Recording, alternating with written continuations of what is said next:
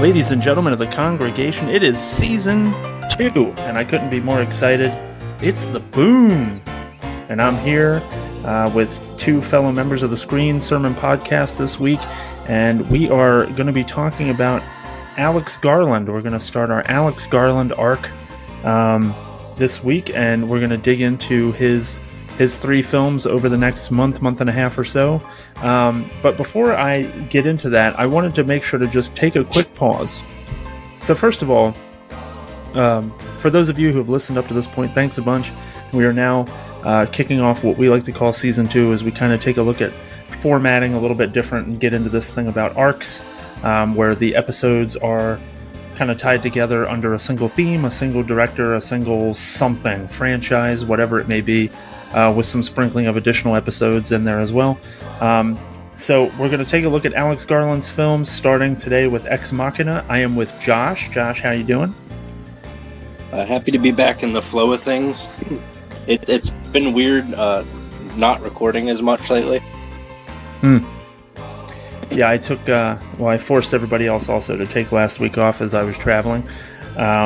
So I do apologize for throwing a monkey wrench in anybody's normal routine.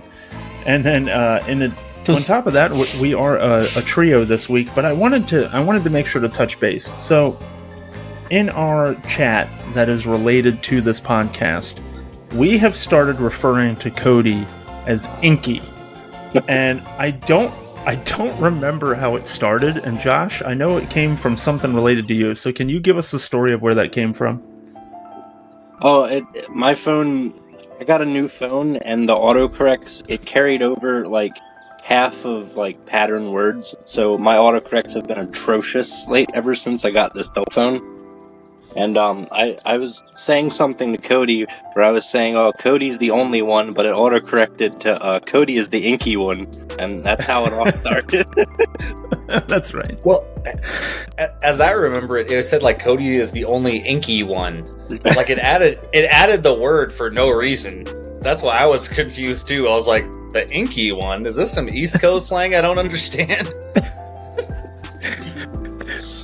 And so I just wanted to touch base because several weeks ago, I decided to take it upon myself to become the Boon, based on our VVV of The Fly and a joke that was made in one of those episodes.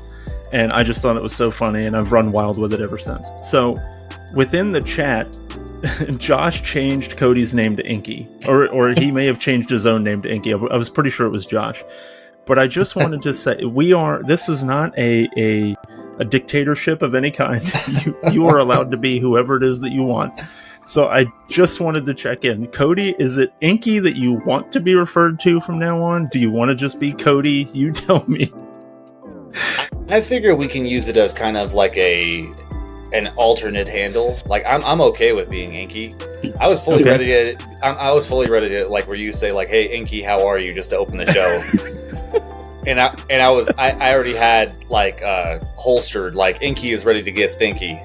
Like, that was gonna be my that was gonna be my Dusty Rhodes catchphrase or something.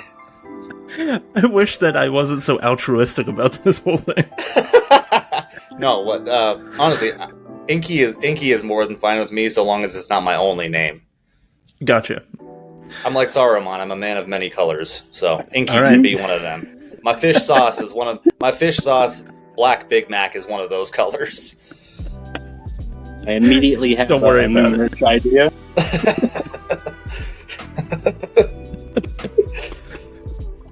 Oh, what'd you say, Josh? Said I immediately have a new idea for the merch store. I'm gonna get a fucking Inky's ready to get stinky shirt. It's Cody's face, but on the little octopus girl from Finding Nemo. Wow, that's kind of disturbing. I'm wondering how people aren't going to mistake it for just Aleister Crowley. Like, there's tentacles and there's like a sallow bald guy. I don't know what to think of this. We're getting stupid. We just started. I feel like season 2 is off to a great start. Oh god, yes. Oh man. So as I said, over the next couple of weeks, we're going to be digging into the films of Alex Garland, who, up to this point, he only has 3 written and directed written and directed features at this point. And I had already seen one of them, and that was Annihilation, and we'll talk about that next week. But I hadn't watched this film, Ex Machina, and I haven't seen his most recent one, which is Men, either, which we will get to later. So I'm excited to dig into it. I enjoyed Annihilation, but we'll talk about that more later. So I wanted to see his other work. And but I just wanted to kick us off before we started talking about Ex Machina specifically. I wanted to talk about Alex Garland himself and just a few notes that I wrote down. And obviously, if you can supplement that with any information you guys might have, that would be great. So Alex Garland is an Englishman. He was born in 1970, and what I didn't know is he was a novelist before he started getting involved in film and video games also. I found out he was also in the video game realm as well. So he wrote The Beach. That was kind of his most prominent novel. They ended up making a film out of that with Leo DiCaprio in the starring role, which I vaguely remember.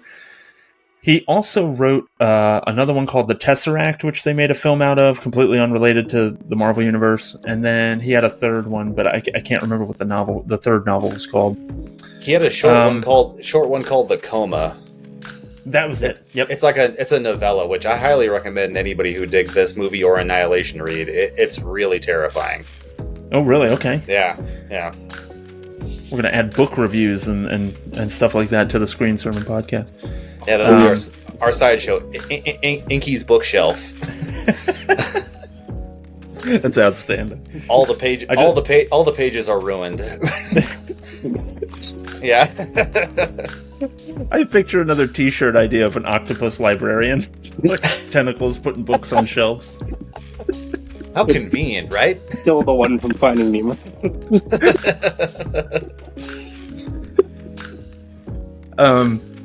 So after his time working as an author, he ended up writing 28 Days Later, which for a lot of folks revamped the zombie genre. And then he also wrote the script for Sunshine, which was a really underrated and underseen sci-fi film in 2007 or 8, I forget. Either way, both of those were directed by Danny Boyle, who's a director that I really like him. I'm sure we'll cover on the channel at some point. And then he also wrote the script for 2012's Dread with Carl Urban, and he also wrote Never Let Me Go, which I hadn't seen. And as far as video games are concerned, I know he was the scenario writer or the story writer for Odyssey to the West. And I know he was also involved in DMC, which was like a Devil May Cry reboot thing that came out maybe 10 years ago or so. The only other notable thing I wrote down is that he was nominated for an Oscar for Best Original Screenplay for this film, Ex Machina. This is his directorial debut, but he also wrote the script for it. So the guy's he's a good writer. I mean, of the stuff that I've seen and of the stuff that I'm familiar with of his that he wrote, I'm pretty much a fan of all of it. Anybody else pick up any notes about Mr. Garland before we start digging into his films? I think that's a pretty good cross section. Yeah, I know he was kind of a hard one for me to track up until this film. I mean, for the fact that Danny Boyle's kind of a hard one to track because he has such an eclectic filmography. But I know he actually started. He was going to be a cartoonist. That was his dad's line of work. He was like a political cartoonist. Tells you how long ago he kind of was, post college getting into things that political cartooning was still considered a pretty viable career path. But that was kind of the only sort of like background trivia that I could really think of. What about you, Josh? Did you pick up anything about Garland that maybe I didn't touch on or Cody didn't touch on? Or Inky? I'll get you to it. So I'd known who he was for a while, with Ex Machina being regarded and Annihilation being regarded, but I haven't. The only one of his films I'd seen was Men, which we'll get into soon. But that was my introduction to him. I knew him more as a novelist than a director. Not that I've read his stuff yet either, but I knew who he was and all. But only last year did I start getting into it. Yeah. And immediately, I really didn't. Yeah, it went on my list. Yeah, I didn't put his name like as a consistent thing in my head until very recently. I was like, oh yeah, he's the guy that made that. And now he's certainly in that section of my brain where I could be able to pull it and be like, oh yeah, he's the guy that wrote that, or he's the guy that did this. Another quick note on the Inky nickname. It's gonna take me some time, because you got to understand, when I became the Boon, we're talking, I would literally stand and stare at myself in the fucking mirror and tell myself, you are the Boon. And I can't do that for you. So I'm just gonna have to practice. Can you remind him what he is? Just do one of those like those hour-long YouTubes where it's the same 5-second clip, like however many hundreds of times of you going, "You're fucking Inky." Got one of those little fucking hypno whirls. Yes. It's like Vertigo. So yeah, I guess we can dive right into it. I've got a couple of little factoids about it, about Ex Machina. Sorry, should use pronouns. So it was released April 24th, 2015. It was made on a $15 million budget, which I can say is pretty wild considering the scope. There's a lot of pretty grand cinematography, specifically around the setting. It seems like a relatively expensive film, but he was. I know that he was offered more money to make the film, but he wanted to limit himself to show what he could do creatively. I didn't hear that. I didn't read that. And I think also something that helped him is the cast is incredibly small, which I really liked about the film. It was one of my favorite things, is that it's not about a ton of different characters that you have to follow, and the characters that you do have to zero in on, you get to spend tons of time with them.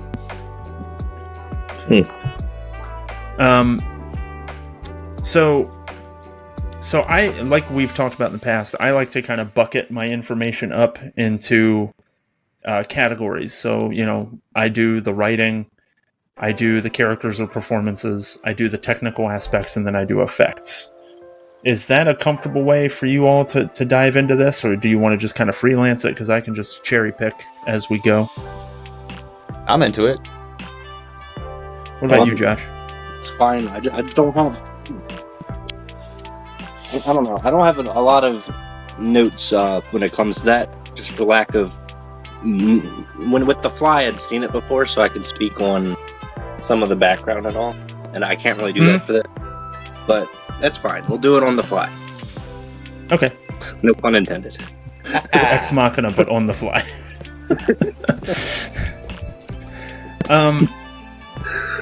So I kind of want to... Well, I mean, what about you? Inky, do you have an idea of where you want to start?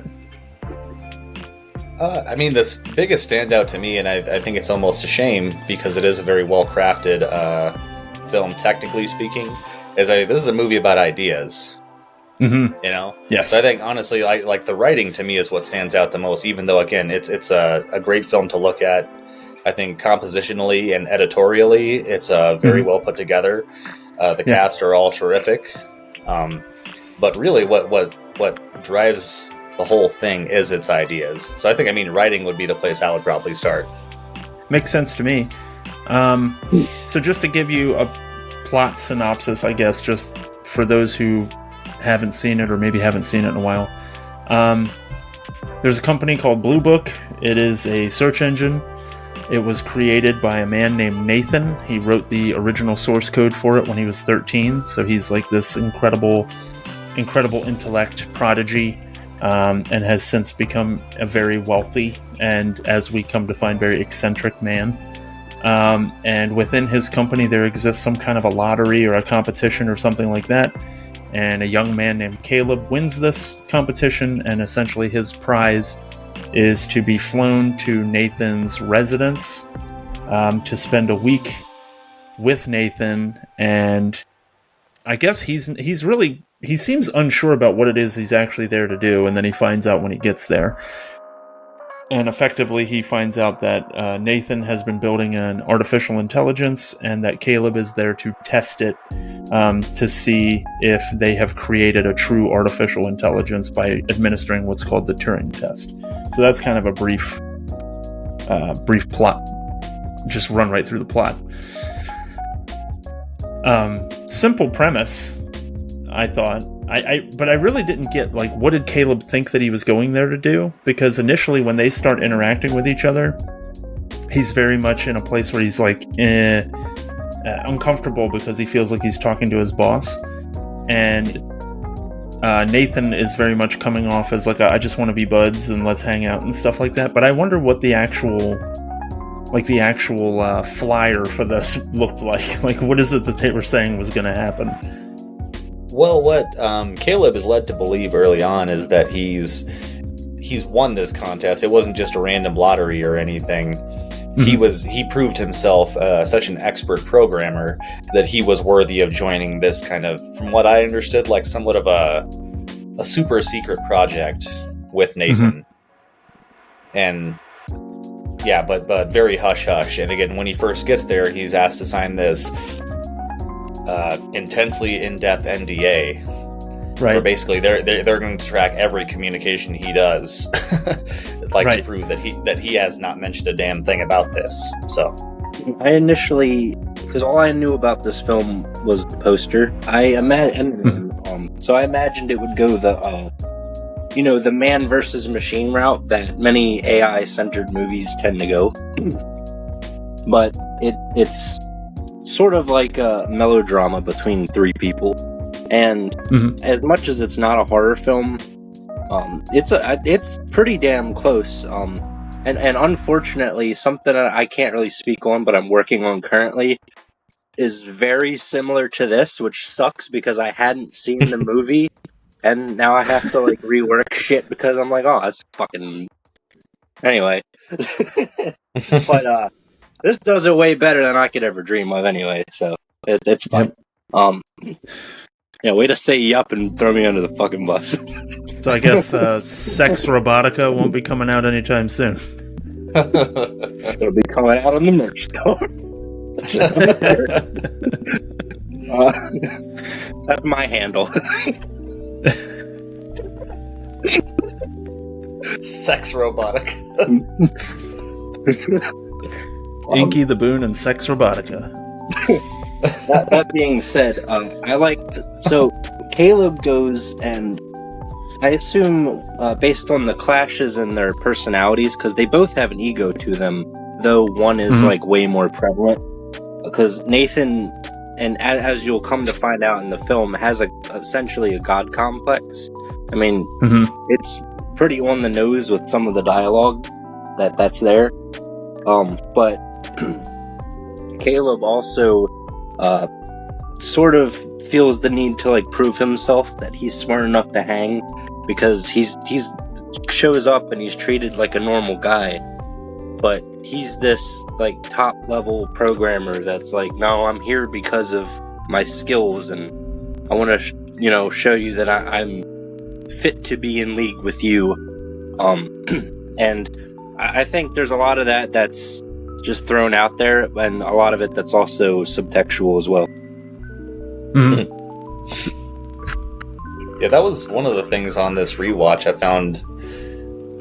What keeps the tension the whole time, not only is this Nathan guy, he's obviously this talented and this rich, this powerful, but when you actually meet him, he's such a nonchalant, but also, as Josh mentioned, very narcissistic kind of a guy. Like, the first thing we see of him, he's like, I've got a monster of a hangover, and Caleb says, oh, how was the party? And he's like, what party? Yeah. So you're like, oh, and I'm staying with only this guy and the woman that will never speak for like an entire week. This isn't going to be awkward at all. But yeah, and the fact that he has that much kind of power and intelligence at his disposal, you're already in kind of an odd place. I mean, to Josh's point too, I mean, I wouldn't call this a horror movie either, but it's got kind of a horror setup in that way. Like, not the best example, but like that Misery kind of setup where it's just Sure. you're very remote. It's just you and this person you're not too sure about for an extended period of time, you know? Mm-hmm. And I think it does a really good job of keeping the tension just at a kind of low medium kind of throughout most of it. And then when you finally do get towards the end, and then there's a succession of events and kind of almost one-upsmanship between a few of the characters that I thought was pretty masterfully done. The way all that kind of layered together in only a couple of scenes there as it kind of climaxes.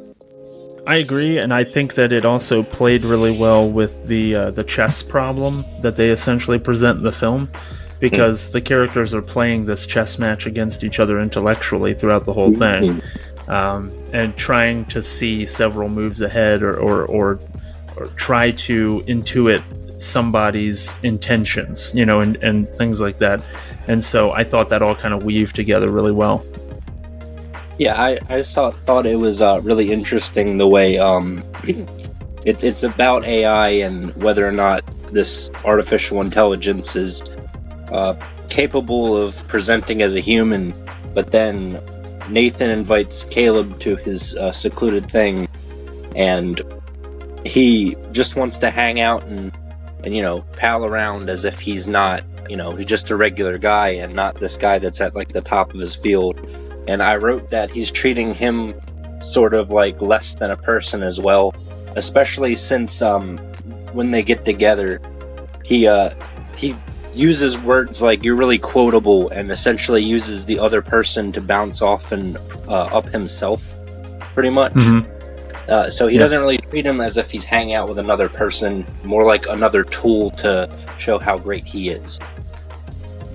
Yeah, and you can see that this is the guy that's developing, again, the most groundbreaking artificial intelligence, a machine that could arguably replace humans in a lot of fashions. And this is the way he treats even his fellow humans, you know? Right. Feels very reflective of, say, like some of our tech giants, you know, say like more recently, like things you hear about Elon Musk and Mark Zuckerberg and what have you. Sure. Yeah, follow us on X. Yeah. Catch Inky on Threads.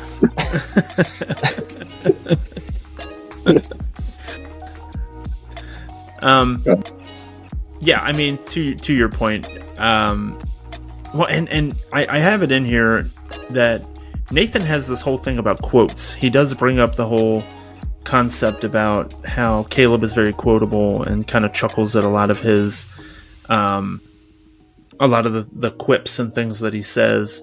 And then he also misquotes Caleb maybe not multiple times, but there's a very poignant scene where Caleb drops the line about, you know, essentially this discovery or this creation isn't just going to be the greatest in the history of man, it's going to be the greatest in the history of gods, which is a really cool line. And then Nathan grabs that and essentially just twists it and says, so what you're saying is I'm going to be God. And he's like, well, I didn't really say that. He's like, yeah, I'm going to be God. And he just completely talks right over him. And that's good. Run and then that. yeah, I like this. I want it on page 1. And then when they're when he's earlier in it's later on in the film when they're kind of having a conversation while they're on a hike or something like that. They go through this whole thing about, oh, you're so quotable, you're always coming up with these things, man. And Caleb has tried multiple times in the film to be like, well, that's not me, that's from, and then he immediately gets cut off, and he's trying to give credit to the original source. But Nathan is just willing to accept that, you know, it didn't come from this other place until he's actually pressed to admit that somebody else should be receiving credit for it. It almost seems like he doesn't want to give the credit away. And I feel like it comes from this place of like his narcissism, or like his, because he's so rich, he can literally do whatever he wants. I just feel like obviously they don't state this in the film, but to me it was almost like Nathan feels like he can own these statements as being like, this is the first time I'm hearing it, because that's what he's decided to internalize. And then finally when he's pressed about it by Caleb, he's like, yes, I know it's from, you know, X, and then he brings up, whatever film or book that Caleb was quoting. But he almost seems irritated to have to admit that it came from another place. Good point, yeah. Honestly, it could be just the podcast I've been listening to this week as well. But Caleb, Nathan rather, he almost reminds me a little bit of a cult leader, but with like the smallest cult you've ever heard of. You know what I mean? He's like, yeah, I got 2 people, and one people may not call a person, but that's a very good point, though. I thought that was a good observation. Yeah, that he doesn't even want to like share credit in some ways, right? Or admit that this wasn't. But I mean, everybody's building off somebody else's ideas, Definitely. Einstein, Oppenheimer down the way. Oppenheimer, who is quoted in the movie. Mm-hmm. Oh, that's right. I forgot all about that. Yeah, which is a weird thing. I just saw Oppenheimer last weekend. Oh, and so the quote, and funny enough, the quote that shared, I found out, is from the Bhagavad Gita, which is part of a big Hindu work, which is partially the inspiration for Bahubali. Well, look at that. It so all ties way back. There you go. Right. Oppenheimer was essentially a weeb for Hinduism, and weeb, which is why he fucking said that. He's a weird guy. Oppenheimer was a weeb. Another idea for the merch store. Yeah. Just him drawing like a chibi version of an atomic bomb. He's a fucking nuclear hentai. That's how the Inky was born.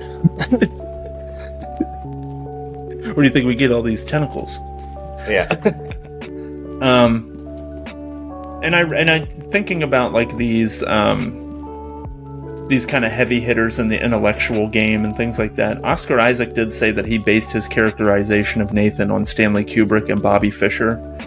Kind of these elusive geniuses, these unreachable, minds. And specifically with Bobby Fischer, with Stanley Kubrick, he said that's where the beard came from. Interesting. I didn't know that. Actually, you reminded me of one of my favorite quotes from a review I read by Matt Solar Sites. He called it Stanley Kubrick's Weird Science. This movie. And I'm like, that's damn, right. That's a little too good, actually. So let's talk about Ava a little bit, and how she's written. I thought they did a great job of making, this is, I guess, more of a performance thing, but I guess we do jump around a lot. One of the things that I thought was great, when speaking about Ava, I guess this takes it back to the writing. They have a whole conversation about how Ava is flirting with Caleb. That there's an attraction there. And they end up having a pretty deep conversation about how she is programmed to be heterosexual.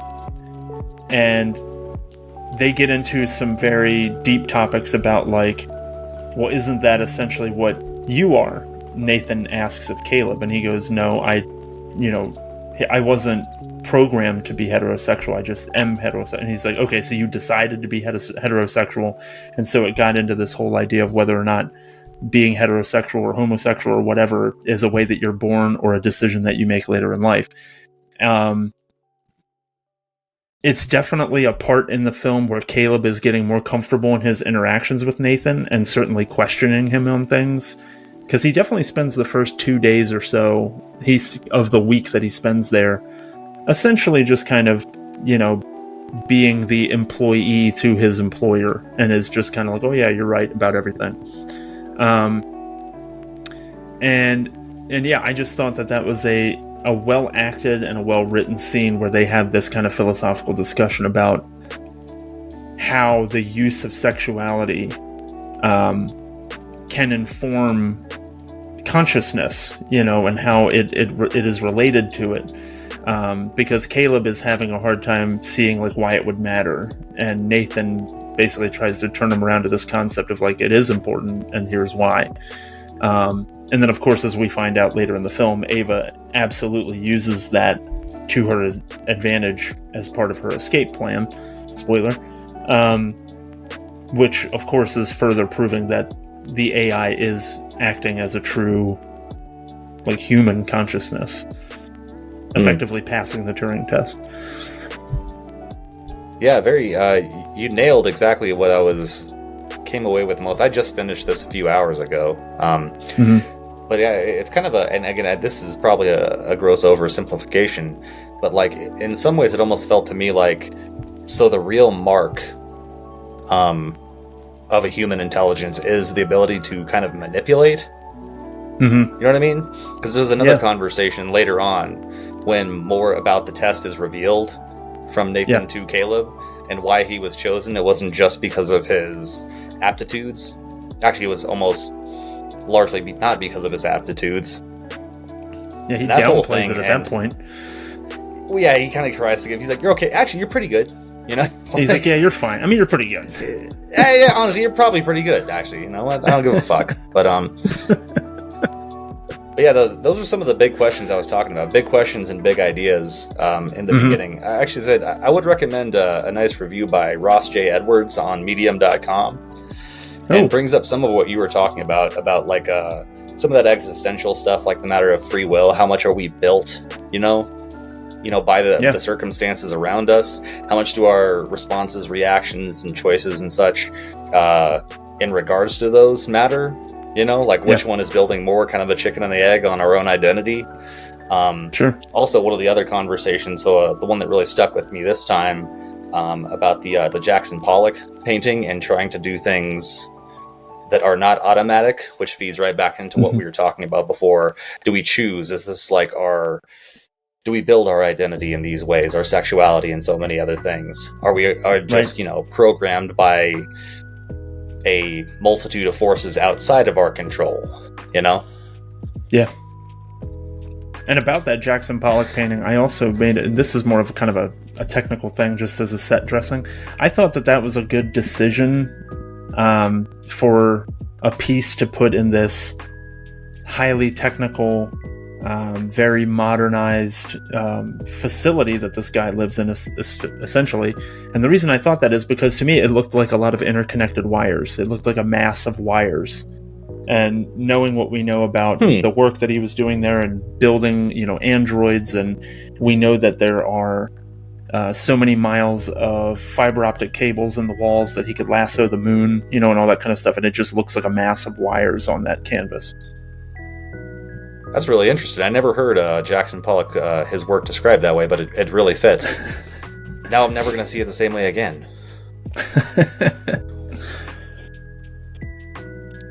Josh, we've been kind of going back and forth. I just wanted to make sure to give you some room. I know you're good.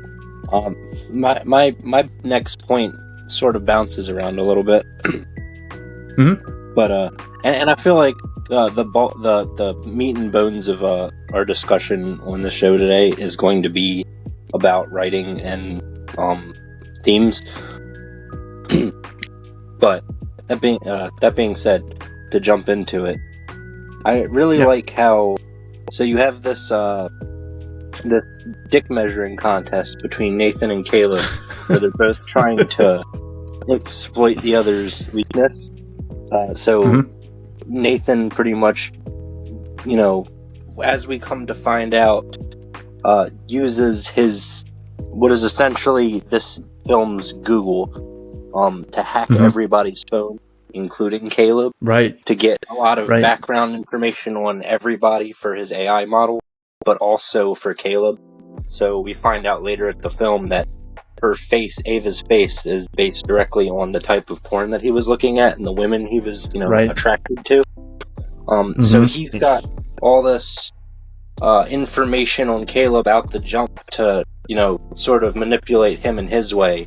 Meanwhile, Caleb is using some of Nathan's weaknesses, like his alcoholism, to try to one-up him, and they butt heads. Meanwhile, Ava's in the background during this cat and mouse game, and she's sort of puppet mastering everything, using Caleb to manipulate Nathan while also manipulating Caleb by pretending to be, interested into him and playing to his emotions and whatnot. And I thought that was super interesting and sort of like a plot twist, so to speak. Because, very, very Shamalama Ding Dong esque. Because I didn't expect her to come out being, I suppose you would call her the main antagonist, but that could be argued. That's what I would put her as, because I don't think anybody is, like, straight up the bad guy in this. Everything's very morally gray, all the way around. I don't think anybody's necessarily the good guy either, because Caleb's got a lot of faults to him. But, sorry, cold. But, yeah, I thought that was very interesting, having this, like, three-way battle, especially since it's set up to where you think it's just two people butting heads, but there's a third party lurking in the, lurking behind them, ready to pretty much one step ahead of both of them the whole fucking film. Yeah. Well, and the big theme to that point that we really haven't mentioned yet is the two that are butting heads are male, and the one that's being ignored is female. And in fact, there are actually two female characters in this that are being ignored. Yeah, we ignored one of them ourselves. Yeah. Kyoko is also there, but honestly, she has. I don't think she actually says a single thing in the entire film. Yeah. Although she does play I'd say integral role to the actual the plot. I mean, yeah, definitely. It took me a while to add her to my character section, because I was just like, I don't know how often we're going to see this character, and then of course she ends up being a really big part of it. Sorry, Josh, go ahead. There's a really really cool, like right at the end, a really cool character moment, because Ava, she's not only female, but not only AI, but also female, and she has this connection towards she's not a human. So when she sees Kyoko dead on the ground, she glances at her, and you can see that she's feeling some sort of emotion about that when she leaves, but she doesn't give a shit that Caleb's are pretty much gonna die, pounding on the glass. She doesn't have any emotion towards him, but she feels for, her fellow man, for lack of a better term. That's very astute. It's just I thought that was jarring. It was very jarring because, and I mean, kudos to the writing, and kudos to Alicia Vikander's performance as Ava, but you get into this mode where you just assume that she cares about Caleb, and that she's kind of what do you want to say, kind of programming onto him and glomming onto him because of her want to get out and her hatred of Nathan, which we come to understand, because he basically says that himself, that, or no, she does. She says, how does it feel to create the thing that hates you, or something like that.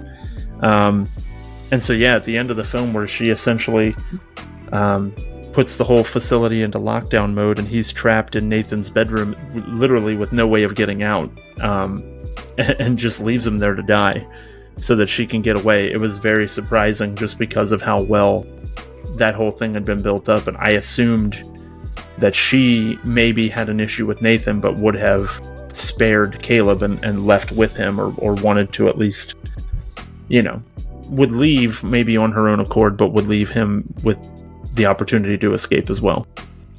That was the question I still had at the end of it, even though this is the second time seeing it. I don't know what she gained by leaving him there. You know what I mean? I was like, why not just take him with you? He likes you. He's worked with you. He knows the world better than you do so far. So he's actually been out and about in it. So why not keep him as an ally? That part felt a little bit like I just didn't understand.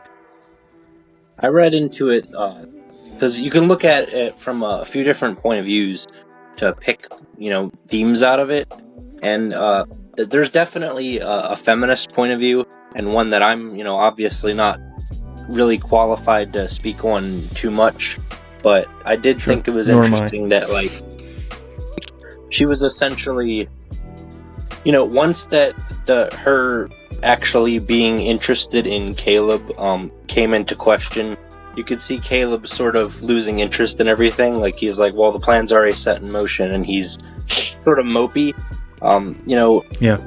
It's exploitation of women and whether or not you can actually get something out of them, because he didn't really do anything at that point. He kind of just let it all happen. So I could see a scenario in which he's like, well, he doesn't actually care about me unless I'm interested in him. That was more subtext to me than anything that was explicitly stated, and I feel like there's a lot of that in this movie. But that's one interpretation that I could see being drawn from it, of why she behaved the way she did. Okay. And I also picked up on, and maybe I'm the only one, but I felt like when he was performing the tests, so when he would have his sessions with Ava, there was a certain level of talking down to her. I mean, even after he got to the point where he realized that, you know, this wasn't like talking to a computer, it was very similar to talking to a person, you know, as he was getting deeper into the test. I mean, just the kind of way he kind of sarcastically smiled at some of her comments and some of her questions and things like that. It very much felt like he was treating her like a less than, or like an underling to him, sort of similar to how Nathan treats him. And I don't know if maybe that is what fueled it, is that she, you know, maybe initially might have been, in addition to trying to find a way to escape, was also willing to have interactions with this person and kind of see how it goes, only to find out that, you know, he doesn't really treat me much better than Nathan does, in terms of like, he thinks it's funny that I ask X, Y, and Z questions, or that I turn some of his words around and send them back to him. Like, he thinks he's like, oh, how quaint is that? It's like, what's quaint about it? I'm just having a conversation with you, you know, and twisting some of your words and sending them back to you for a humorous effect or something. But instead of thinking that I said a good joke, you're like, oh, what a cool machine. It tells jokes like real people. You know, and to kind of diminish her existence like that, it very much, it just felt like he had this condescending kind of tone to him sometimes. Well, begs the question. Begs the question. One we may have to ask ourselves more sooner than later, which is, how do you address an android? You know, right? Yeah, as an equal, as a human. Like you say, do you talk down to them like you would like a young child or a pet, even, you know? Yeah. I don't know. I feel like there's another reason you can look into it as being more of a feminist film, is that where she's being, you know, treated poorly and talked down to because she's an android. You could easily just swap android for women, and with all of Nathan's behavior, you could totally see him just being an outright misogynist. Yeah. Oh, no doubt. Yeah. No, I definitely like detect that in the whole thing. I mean, I don't think I picked up on that as much the first watch, but this time definitely I'm like, this is very clearly about how men think of women, you know, which seems to be, from what I understand, somewhat of a continuing theme throughout a lot of Alex Garland's work. I was just about to say, he has a film called Men that has similar themes. I'm guessing that's the one I still have to see, so I'm looking forward to that episode. I don't think it's a spoiler that it's going to be those themes because of the. Wait a second. you telling me it's not about why men are so great? That's right. I thought it was just an hour and a half parade of the greatness of men. I had a feeling we were going to come out looking really good out of that one. I mean, it's literally named after us. Yeah, right? Unbelievable. Finally one for us. You know? About time we get ours. No, I realized too, as like listening to you guys, I think what I'm trying to do is judge it like just more on the surface level. You know, intentionally so, you know, just like as the characters would see it, more so than like the kind of metatextual way, what I could figure that the writer would want to inform the audience with these characters. Sure. The other thing that I wanted to bring up, I don't know if this is writing, whatever, I don't know. But I guess just the way that the movie made me feel, it kind of ties back into the horror movie aspect. And I agree, I don't think it's a horror movie, but damn is it tense. And I think that the score has a lot to do with that. Some of those synth rhythms and things like that they put in there, they build tension. pretty well, and definitely the conversations and how off balance Caleb feels a lot of the time when he's interacting with Nathan and when he's interacting with Ava, to be honest, because he's just unsure about how he's supposed to react to things sometimes. That tension just continues to build in certain scenes. I also thought it was funny that they were chatting about music at one point. It's just another way that you kind of see some of the differences between the characters. But they were talking about how, what was it? The way that, that's what it was. When Nathan created Blue Book when he was 13, he said it's some kind of Mozart shit or something like that. And Ava asks him, well, do you like Mozart? Or just trying to have a conversation with him about what kind of music he likes. They happen to be playing classic. Yeah, you deal with that shit? And he ends up name dropping that he's more of a Depeche Mode fan. And it's just funny because the entire nerd throughout the film, if you're not hearing those synth heavy songs and things like that, there's a lot of classical music that just plays in the facility all the time, like over the loudspeakers, and it definitely rings of, Nathan also thinks he's Mozart and is very much into the smell of his own farts kind of thing and just loving his own brand. I mean, who else listens to like piano concertos in their like hillside estate by themselves, getting drunk and thinking about their projects? That's the work of a madman.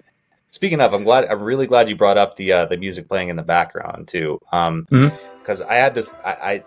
I'd have to ask probably Garland himself to even confirm this, but the fact that there is a solo piano piece being played as soon as Caleb walks into the place. There's one of maybe his first novel, Kurt Vonnegut, called Player Piano, which is a very early take on the idea of AI or machines kind of more and more taking on human attributes and eventually replacing us. So ultimately, we're going to be the piano players, which are like kind of the forgotten ones.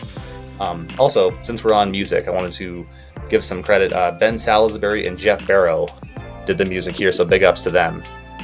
Yeah, Jeff Barrow, who I just found out was one of my favorite. Jeff Barrow, who I just found out was in Portishead, which is a group I like quite a bit. Now I'm the nerd. I'm unfamiliar. You're a weeb for music now. As if I ever wasn't any.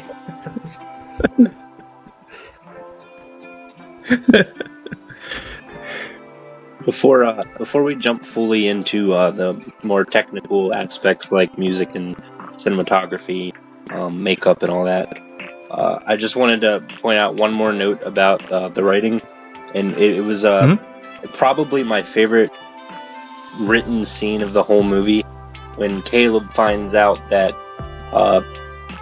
there's all these other AIs and other attempts at AIs, and Kyoko is an AI, he goes into the bathroom and he slices his arm and checks to see if he is an AI, because he's not fully convinced that he's not also artificial intelligence. And I thought that was to me, that was the best scene in the movie, because it was like some real groundbreaking existential bullshit, and that's the type of stuff that terrifies me. The uncertainty, the H.P. Lovecraft-esque bullshit. Are you who you think you are? Right. Are you are? That's some J shit. You the dude that don't know what duty is. Are you dude?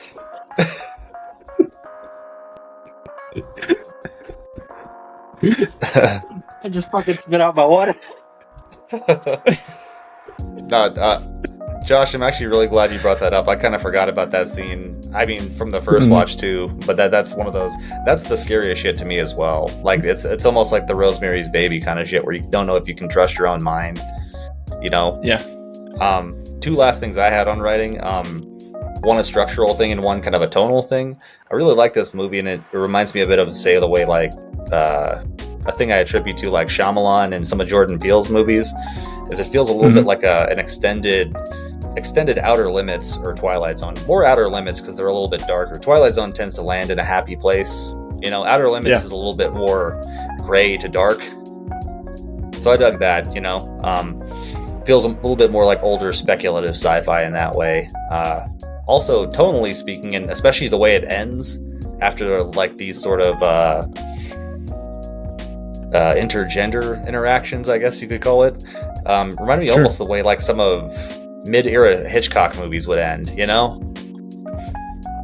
Like, tell me dynamic, more. like it turns you on your heels. You're like, oh shit, so that's what this was, you know? Right. And the character typically doesn't have enough time to really react to it. And where it ends, although very bleak, tends to be a very impactful, memorable type of an ending. I mean, we certainly get that one here. I was thinking of things like you know, Vertigo and some of that mid-era. Again, yeah, his kind of high point. Mm-hmm.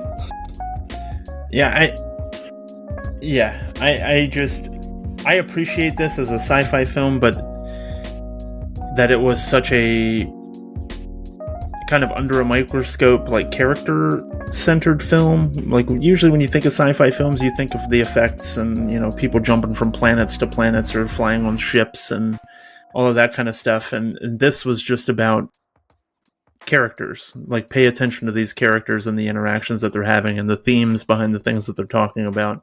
But it happens to deal with artificial intelligence and an android that was created to, you know, pass this test.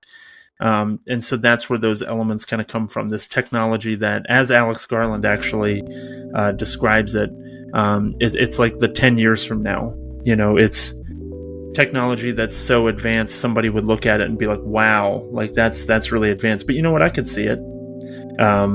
You know, that's kind of how he described it, as opposed to it being like, well, when the hell is that going to happen? You know, so it's more into that developed level of science where it's, you know, you could see that being around the corner as part of our lives. Yeah, it's I think what they used to call near future science fiction, as opposed to, you know, like the Dune version 3,000 years from now or whatever it is. Yeah, exactly. Right. So yeah, I think that we can just kind of go and yeah. What's up? Sorry, speaking of Dune, everybody in the world knows this, but I say Oscar Isaac's got to be one of the most I don't know how to say this. I guess one of the most successful science fiction actors at this point, having been in this, Star Wars, and Dune. No kidding. I'd say like probably only Sigourney Weaver could really top him in that sense, you know? Yeah. Harrison Ford. Dude's getting a lot of work for sure. Yeah. I think that we can kind of create an amalgamation beyond the writing and just kind of continue to tie our notes up without really this need for going, you know, bucket to bucket. I feel like we can just kind of jump around. Because I do think the performances are something that should be noted here, as well as the characters themselves. And we only have a few to deal with, right? And so I do feel like Caleb was definitely not one that I took tons of notes about, because he's kind of an everyman. Maybe not an everyman, but he's certainly more about his interactions with Ava. What were you going to say? I'll say he's kind of the cipher, if you will. Yeah. Yeah. But Nathan is certainly the star of the show. Like, a lot of this, I have tons of stuff about Nathan, about his choice of, you know, the classical music, the fact that he drinks nothing but imported beer. Like, he's got like the one that looks very much like a Peroni. He's got the he's got a couple of ones that look like Japanese beers, but I think they were created specifically for the film. It says something about a person. Like, he doesn't have a Coors Light in his facility. You know what I mean? He doesn't have, you know, the easy one that you can buy in a 30 case. You know, he's got to go out of his way to get this imported stuff. You know, he's this elusive billionaire, but he also kind of acts like a bro in that he's trying to pal around with Caleb. And I'm sure a lot of that is just to get him comfortable. But there also just seems to be this thing about him where there was a very specific reason why he brought Caleb out to his facility to perform the Turing test. But definitely in the beginning, you get the feeling that this guy has never had time for socialization of any kind. And so with the way that his work is and the fact that he started it when he was 13 years old and all that other stuff, it just seems like socialization or social norms and things like that are just things that he never learned because he was too busy becoming this genius. And so I remember in the beginning, I was almost thinking, like, did he create this competition so that he could have a friend, like, come out to his cabin or come out to his house and stuff? Come over to my, but my rustic fucking hillside mansion and come fuck my robot. Yeah. If I don't like it, I'm going to throw you in the chocolate. I'm going to throw you in the chocolate waterfall. And certainly he proves himself to be something of a, I don't know if he's necessarily a monster, but I mean, he's an alcoholic. He certainly doesn't treat his creations with any kind of, reverence or respect. He treats them like garbage. The way that he talks to Kyoko before we know that she's an AI, which I'm sure you all had similar experiences. I knew she was an AI before I knew she was an AI, just with some of her behaviors and the way the camera lingered on her for certain things. But yeah, I mean, he's certainly, monstrous in a certain way, and singularly driven on creating this thing and achieving this goal so that he can become God, as Caleb provides for him. But then he's also got these incredibly quirky and odd behaviors, like when him and Kyoko have a full-blown dance party, and try to draw Caleb in to let him loose a little bit. That was hysterical. That had one of the best lines of the film. You tore up her picture. Yeah, now I'm gonna tear up this fucking dance floor. Watch this. Get it, hit it. Dude, this being my second watch, the first hour and whatever it was just countdown to the dance scene for me. That's one of the most awkward and off-putting, but also captivating things I've ever seen in a film. I just love it out of nowhere. Yeah. And it's so well rehearsed too. Yeah. They just dive right into it and you're like, what are we in? That's like how many times did you do this? Yeah. I'm waiting for Kyoko to just start throwing firecrackers on the floor like it's Boogie Nights or some shit. And then I want to give Oscar Isaacs credit for his death scene. Because I gotta say, I thought unreal. that he's just annoyed. I thought that he dies like a bro. Yeah, right. Fucking unreal, man. I thought that first of all, that very just slow and deliberate stabbing is it's chilling, because it's like it I think I've discussed this on the podcast before. It's that moment where something happens to a character and you're like, there's nothing you're going to be able to do now. There's no undoing that stab. There is no medical team that's going to be able to get to you in time. It's done. Like, you're going to die. And now I have to slowly watch you fade away. And Oscar Isaac, although he's a little, he's certainly a little comedic in his lines and things like that, but watching him die, like watching him lose the energy to stand and all that kind of stuff, it sucks. It sucks to just watch somebody lose their life, right in front of your face. And I thought that the effects on the stabbing were bad, because he got stabbed twice and they showed it to you both times, and I didn't think either one looked very good. It looked computer generated first, both times, in my opinion. I might be wrong, but they both looked like they were computer generated. Well, before you veer too much away, that I still am unclear of whether or not I like that, because to take it back real quick, when they're doing all these like drone shots of the mountains and everything, the quality of the image is a little grainy, but then it's juxtaposed with scenes like this where I didn't like that either. But maybe that's a good thing because it looked unnatural, and that might be what they were going for, since it wasn't biological human doing it. Because I wrote a note that it went in too smooth. There was like no resistance. It was like putting a fucking knife into a tub of can't believe it's not butter instead of a human torso. But that might be by design, and if that's the case, I feel like that takes away a lot of the complaint I have about it, because that might be what it's going for. I took two things out of that. Out of the ease, first of all, you know damn well Nathan is buying those QTV sharpest kitchen knives on the face of the earth, so that I took away from it. And then B, I also... yeah, right. I also took it as the physical strength of an android not meeting the same resistance as a human being trying to stab a knife into another human being. Well, wouldn't it be the Which resistance I can also of the argue that point being stabbed, and not that makes sense, I guess. But force behind it. But if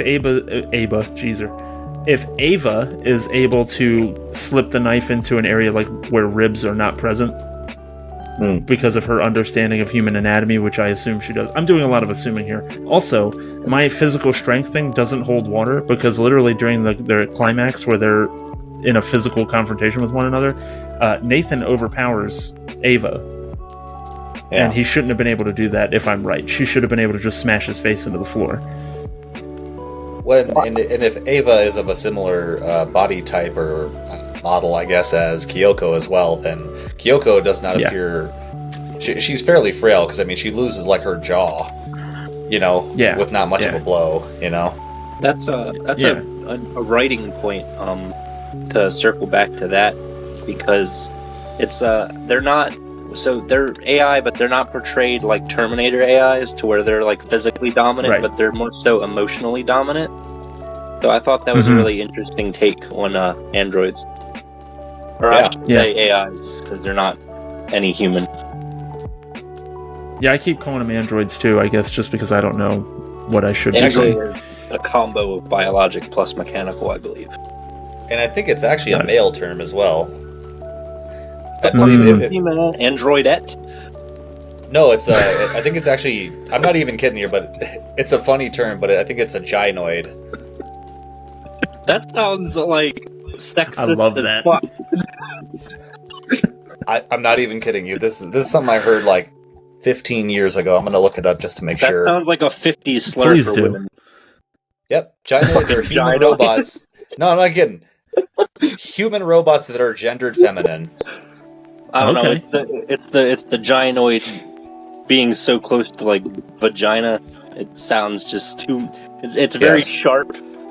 Well, then one of the first images on Google too is a dude that looks like he could have played in the Marshall Tucker band, sitting next to what looks like. Sitting next to like what I guess he carved a keg with boobs basically, and is calling it a gynoid. I don't know. He's a gynoidologist. Yeah, I guess so. It's like there's got to be a better example. Come on. Hashtag West Virginia gynoid. West Virginia gynoids. West Vaginoid. Band name called it.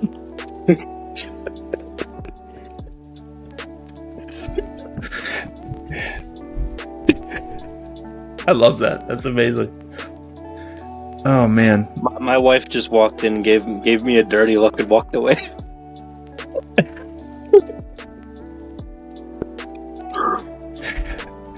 Just hear the door slowly lock. All the lights go out in Josh's room. Ah, fuck. We got a Facebook post from her later, like, my husband called me a gynoid. What the hell? Guy with a mustache, first to answer. Speaking of gynoids, let's talk about Alicia Vikander as Ava. I thought she did a good job physically. Like, her movements are very... Like, it seemed unnatural, but not so robotic that it was outside of the realm of possibility that she's human, but just not. I don't know. She seemed meek and unsure of herself, but that translated also as these movements were very machine-like. I thought she did a good job too. Sorry, I thought she did a good job of displaying a certain kind of curiosity too. You know what I mean? Those early conversations with Caleb, and also a lot of vulnerability as well when she comes out with her outfit that she wanted to show him. Yeah, that was the most poignant thing for me as well, because that and the facial tics that she shows later on when she gets frustrated, I guess. She, like, her face like gives these little nods that she didn't like what she just heard, or she didn't appreciate it. And I thought that Alicia Vikander did a good job of kind of dialing those back so that they weren't big expressions, they were just very small, especially after their conversation about micro expressions, about the things that he does that cued her in so that she knows that he's attracted to her. But yeah, when she puts the dress on for the first time for him, and she comes out and she's kind of holding the longer sleeves kind of bunched up in her palms and stuff like that, those kind of behaviors that denote that she's kind of uncomfortable or a little bit scared about what his reaction is going to be and things like that, I thought that was all very well done. Another point to her, that since the character is an AI, all of her facial expressions, no matter how mild, and her line delivery, all of it's intentional. She doesn't have that that human response of just doing it, out of instinct. She does it purposefully to try to convey what she's feeling, and that's another. I keep bringing up the writing because I think the writing in this film is so phenomenal, but it's on par with both writing and performance. And I like that her line delivery was robotic sounding, but not to the point of like parody, to where it was a nice middle ground between sounding like a person talking and sounding like what you would, imagine a AI's voice would be. It's like somewhere right in the sweet spot to where it's, I could see that being a person, but it's sort of like, childlike in a way. Yeah. that curiosity, that almost like a blank slate, like she's so eager to ask questions because she wants to know more, which also lends into this idea that if she were to get out, where would she go? And she talks about how she would go to a busy intersection, and Caleb finds that to be so strange, and it's just like, it's obvious she wants to watch people behave. She wants to listen to people talk so that she can take it all in and learn more about them. Interesting too, since she is so reserved because she is so cut off, I mean, she's essentially imprisoned in this place. As sleek and as kind of modern and everything is intended to look. I mean, she's basically kept down there much in the way that, unfortunately, many women in real life are, Right. And yeah, Domhnall Gleeson played Caleb. I don't know what to say. I've kind of brought up a bunch of things about like the Depeche Mode thing, his infatuation with Ava and how it's essentially used in the end as a means for her to escape. But his performance, I mean, I thought it was well done, because he seemed like, and he even answers that when she's questioning him about, are you a good person? And he says, I think so. And it's like, I believe that he thinks that he's a good person. And then when you see him behaving with Ava and being, like I said, kind of similar, and Caleb is just treating an AI like he would treat an AI, as you pointed out earlier. But to me, it just seemed off-putting because it seemed out of character for him, because he did seem like a good person. And so that's probably just me projecting, I'm not treating Ava as an AI, I'm treating her as a character, which to Caleb in this world, he would just see it as an AI. But yeah, like he's a sympathetic figure. He lost both of his parents when he was 15. He likes being near the ocean. Like, you learn all these things about him. But I just think I think Domhnall Gleeson's performance for me kind of gets lost because it's overtaken by Oscar Isaac and Alicia Vikanders. I do disagree when you said that more.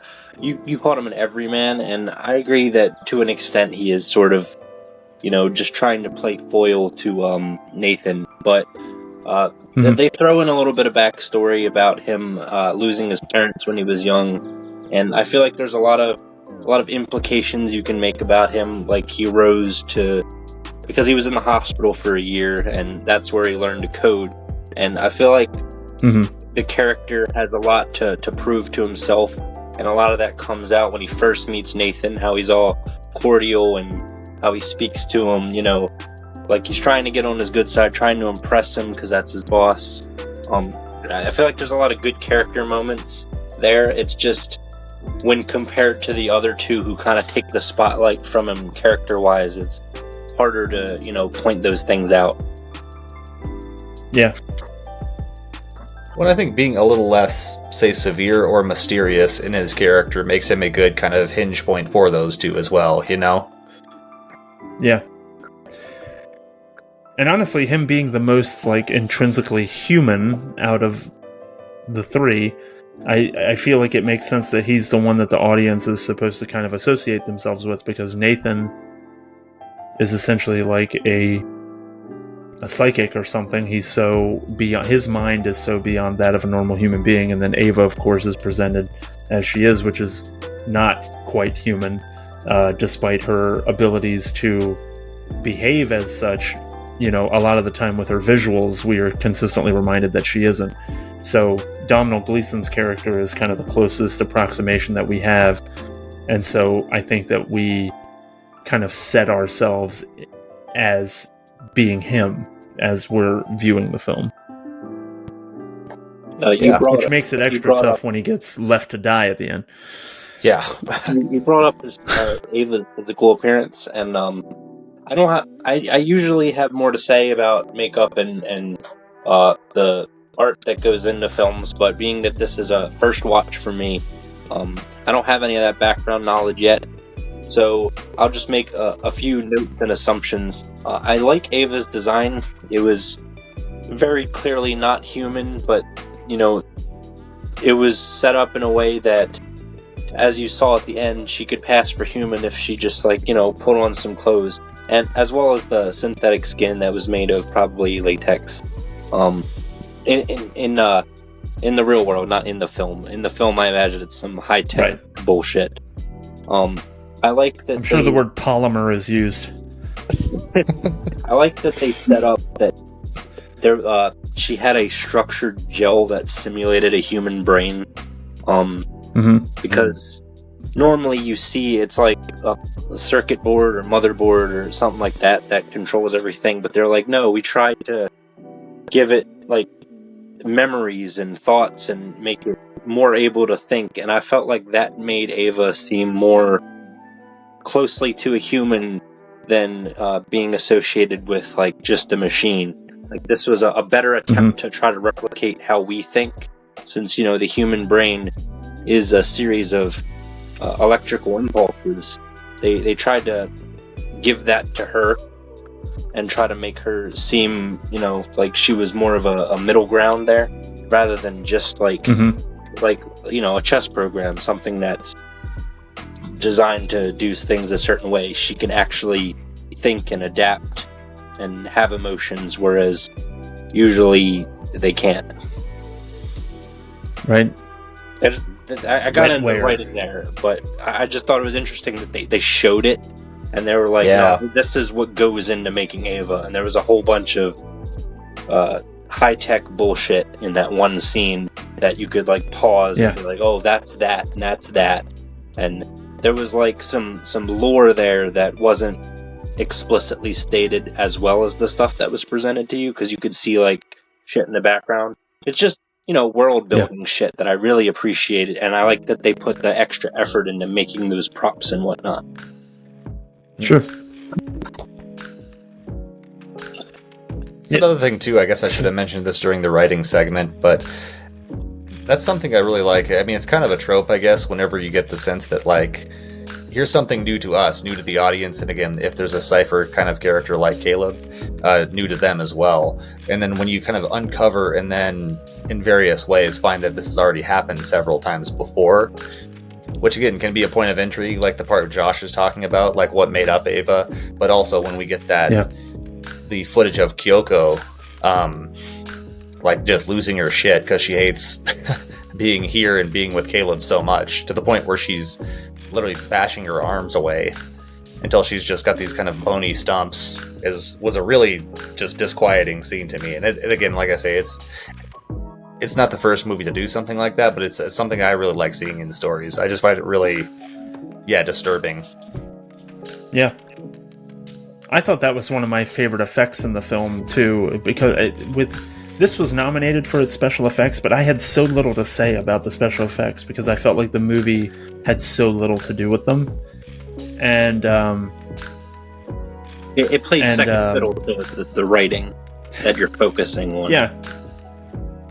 I would even say third fiddle, because I thought the performances even were over the top of the effects. I was paying more attention to how well, Oscar Isaac was playing this character of Nathan and becoming this, eccentric, genius.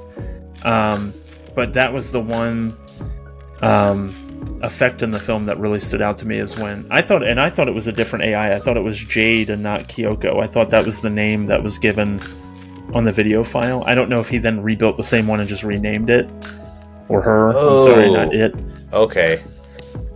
I'm not 100% sure, but I did not pick up on that at all. What'd you say, Josh? It was a really bad line because I didn't elaborate on it. I abandoned it immediately. No, you're totally right, Boon.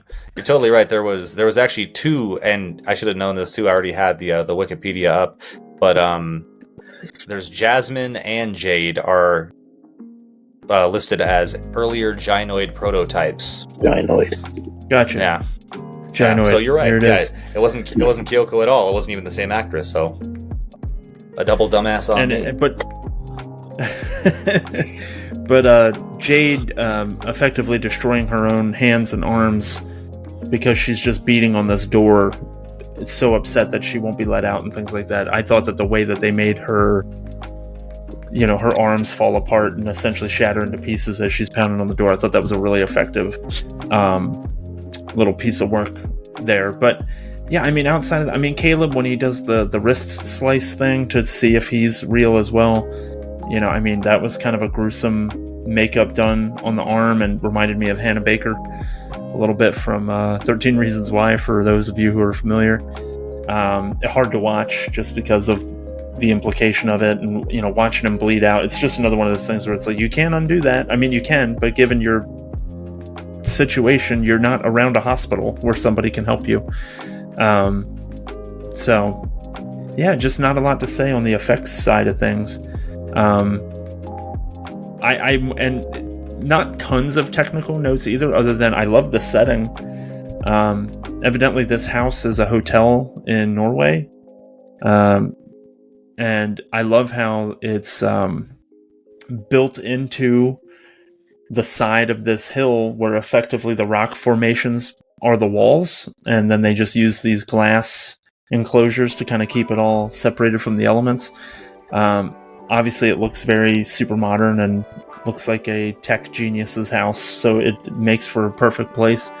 I wonder if they borrowed that idea for Leigh Whannell's Invisible Man in 2020, because I felt like the set there was very similar. But since this came first, I wonder if it provided an inspiration for the main antagonist in Invisible Man. Absolutely. I think that's just love the sinister rich guy special, is the house on the hill like that. If you got with lots of windows. If it's got stilts, even better. But yeah, I've already mentioned the music, and I've already mentioned like some of the set dressing stuff, like the Jackson Pollock painting, and just the only other thing of note really that I made a point to write down was that when Ava is first revealed, I like how they did that. It's this slow build to actually seeing her completely. You see her silhouette in the distance.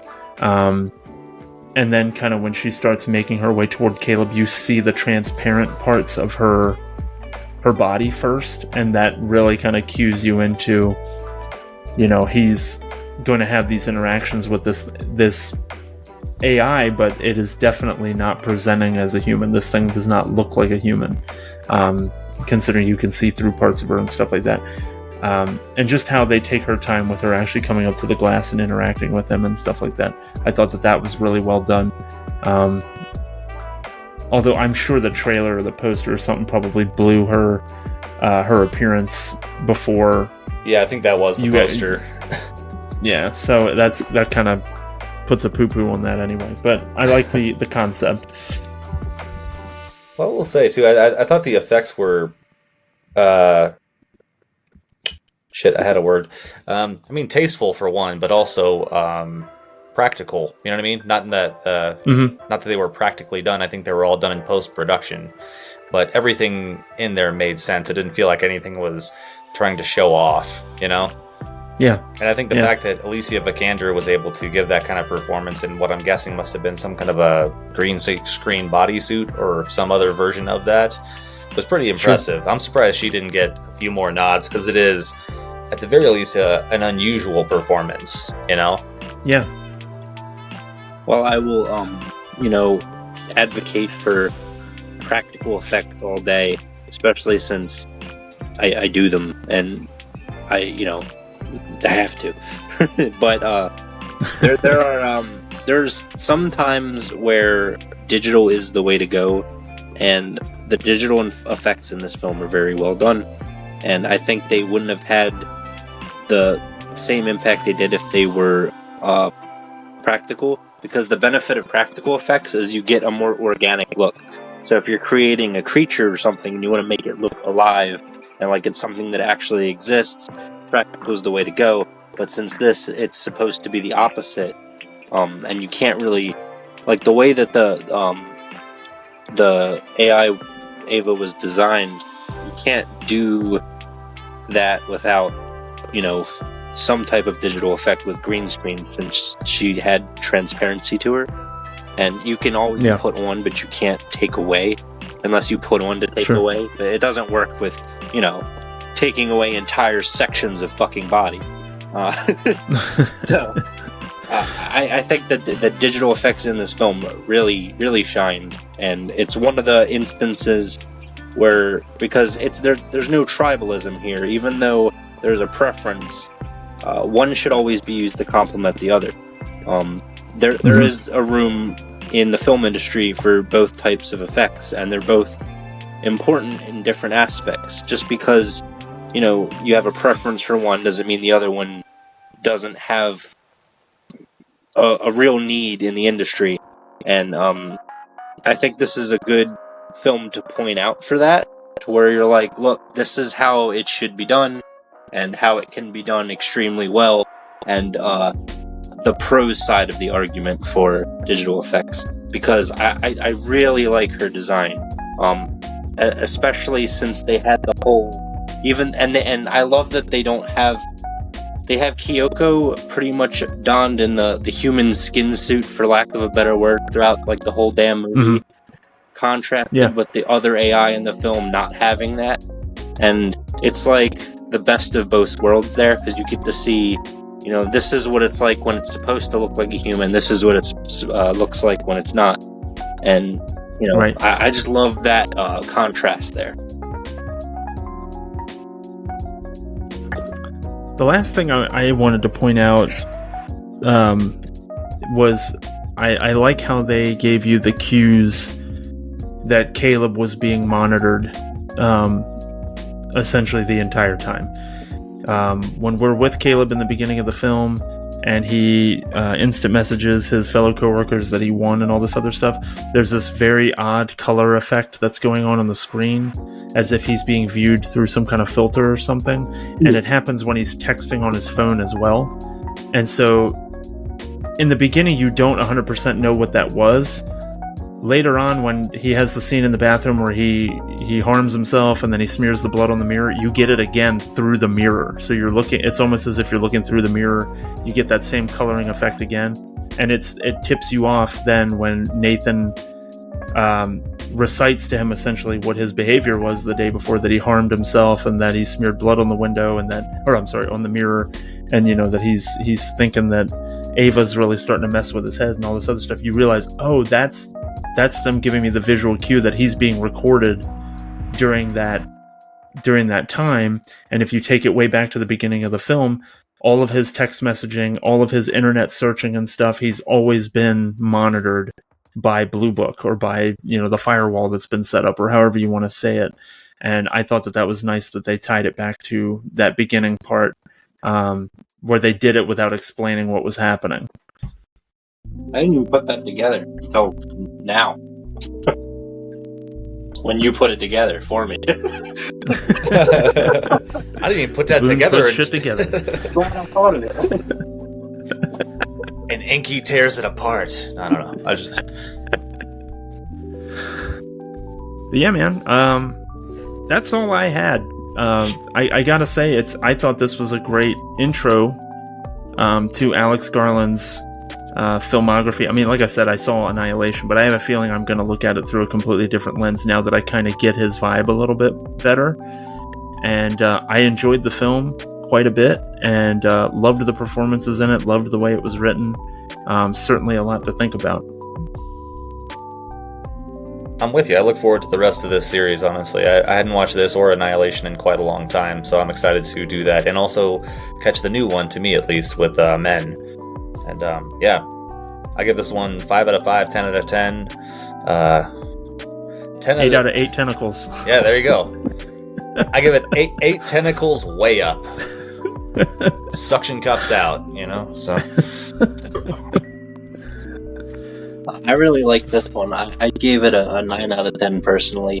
It's a hell of a debut, I'll say that. Yeah. I'm excited for Annihilation. I already have seen Men, but I look forward to watching that again. My wife is not going to watch it with me a second time because she did not care for it the first time. Yeah. What a gynoid. Yeah, gynoids. Yeah, I thought it was an excellent film, and I think it should be taken into account that it's a debut, and just another leg up there. A lot of good themes in this movie, and a lot of different lenses to look at it. Absolutely. And yeah, I think that it just shows his talent that he's able to jump into a new medium like filmmaking, and to put something out of a quality like this is really great. So, consider me a fan. I know he has another film in the works right now. I forget what it was called. I wrote it down. We'll probably talk about it during the Annihilation episode. But I'm excited that he's got some stuff coming out here soon, so we can continue to follow his career.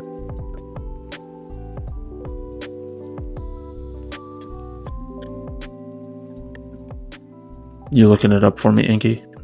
I was looking up where to end it, that it was streaming on Max. Yep. Yes, that's right. That's how I saw it. Thanks to Max for having that available for me. Yeah, and if you guys have nothing else on Ex Machina, I think that we can just let folks know that they can reach out to us at screensermonpod@gmail.com. I want your questions. I want your suggestions. I want your ideas. Give them to me so I can take them. Yeah. So I can take them and then put them into the show. And make sure that they all put them together. That's right. Yeah. Yes. Until you start emailing me, I will not watch House. And then, in addition to that, I refuse to post on TikTok until you start following us there. So follow @ScreenSermon on TikTok. And you can now find us on X rather than Twitter, because Twitter is dead. And but you can follow @ScreenSermon on Twitter as well. and I used to post on there occasionally, Yeah. and maybe I will again. There's shit together. Who knows? It's Ex Machina. Like I said, it's a email me. perfect fucking episode to get back into it. Is it though? Because of the Elon Musk parallels? Is that what it is? I just meant because it's X in the title. Oh, that makes sense too. All right, guys. Well, thanks a bunch for watching Ex Machina, and thanks for chatting with me about it and getting the show jump started again into season 2, as we kind of take a look at things from a different formatting perspective. But I had a lot of fun today, and I appreciate you coming on with me. Thanks for Thanks for having me, man. Inky out. You guys are. That's right. Inky and Stinky. That comes after the recording. The fuck is my name? Robot right, folks. Sex or some shit? Yeah, you're Sex Robotica. Yeah.